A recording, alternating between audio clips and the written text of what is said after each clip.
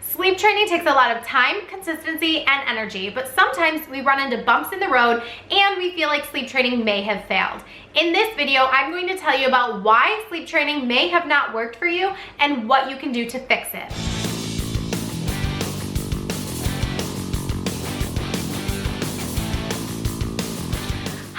I'm Missy from Slumber and Bloom. I'm your pediatric sleep coach and potty training consultant. I love helping other families with their baby and toddler sleep struggles and potty training journeys. If you're interested in that kind of thing, make sure you subscribe to this channel and click the bell so you get a notification every time I put out a new video. So there are three main reasons why your sleep training journey may not have worked out the way that you planned. Let's jump right into them. So the first reason why sleep training may not have been successful for your family is that it was inconsistent from the start. What you need to do is pick a plan and stick to the plan for at least 1 week. Whenever I work one-on-one with families, I actually instruct them not to change anything or deviate from our plan at all for the first 3 nights, because that's typically how long it takes to see consistent results. So with the inconsistencies, that means that maybe you try something one night, decide that it didn't work, and then you try something the next night and decide it didn't work, and then you try something again for another night, and then you're wondering why this sleep training isn't working. Well, it's basically just because you're not being consistent with the method that you've chosen to use. So make sure that you just choose a method and stick to it. Reason number 2 that sleep training may not have been successful kind of goes hand in hand with that, but basically because you didn't give it long enough. A lot of parents kind of expect to see results the first night or the second night, and while you may see improvement after the first night or 2, you really need to give it at least 21 days. That's what I tell everyone. Even if I'm only working with a client for 2 weeks, I still tell them you need to be 100% consistent for at least the first month. That means sticking to the schedule, sticking to the plan, doing the same exact sleep training method at naps, nights, and in the middle of the night, and making sure that you're sticking to it long enough to be successful in the long run.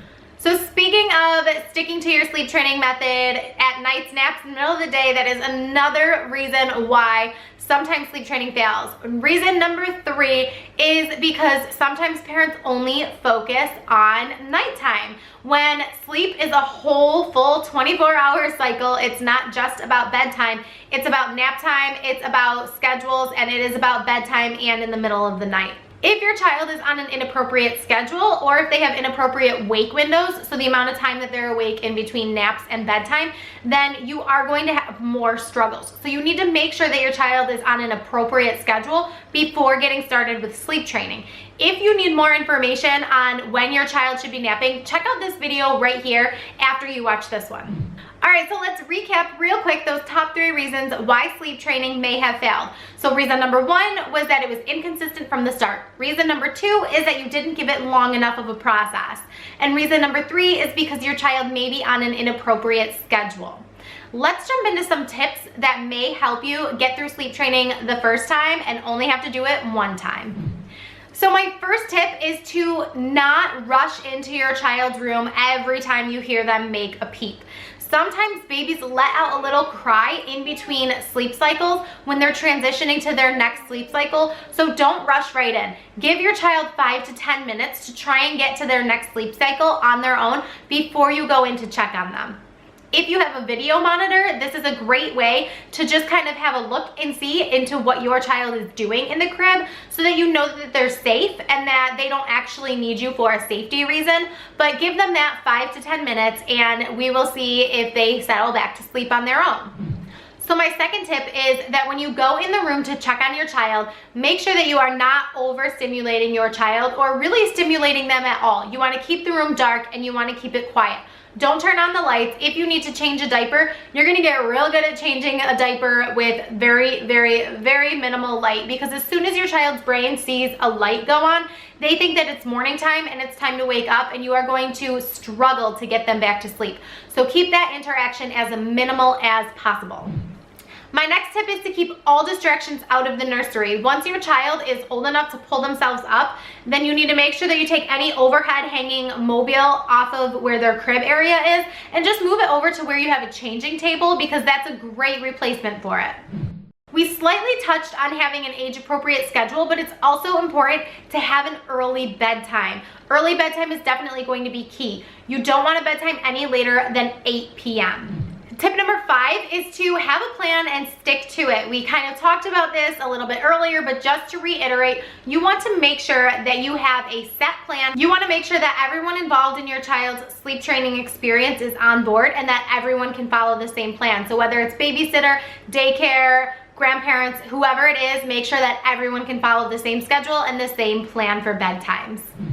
And then my last tip here, we already talked about, but just to reiterate again, give it time. I promise you that whatever you do, whatever method you choose, it will work as long as you are consistent. And as long as you're comfortable with the plan that you have in place, it will work. Stick to it. You can do it. Everyone in your family deserves more sleep, so make sure that you stick to the plan, because every time you deviate from the plan, you go right back to square one and your child is right back where they started. It's just not fair to a child to confuse them and make this process longer on your child in the long run. You will see so many benefits once your child is sleeping longer, more consolidated stretches, and getting the restoration and restorative sleep that they need. If you found this video to be helpful, take a screenshot and share it on social media with your friends. Make sure that you tag me so that I can reshare your share of my video. If you want more information on my top tips to help your baby sleep soundly through the night, make sure you download my free baby sleep guide. This guide is full of information to help you set the foundation for sleep for your child's entire life. Once your baby learns how to sleep, they're going to have that skill forever. So you're really giving your baby and your family the best gift ever. Thank you guys so much for watching my video. Make sure that you subscribe to my channel and turn on the notifications so you don't miss my next one. In the next video, I'm going to be talking about some sleep training methods for kids ages 6 to 24 months. So make sure you tune in. I'll see you guys next time. Bye. Lights, camera, action. Okay, I'm not that cheesy. Bomb, chicka, bomb, chicka, bomb. Amazing human. Do not disturb. Journey may not have. Why is that blinking? Why am I humming a Christmas song in May? No. Turn the page on my notes. I turn. Cause you don't wanna miss a thing. You don't wanna miss a video. So subscribe, baby, and make sure you hit the bell.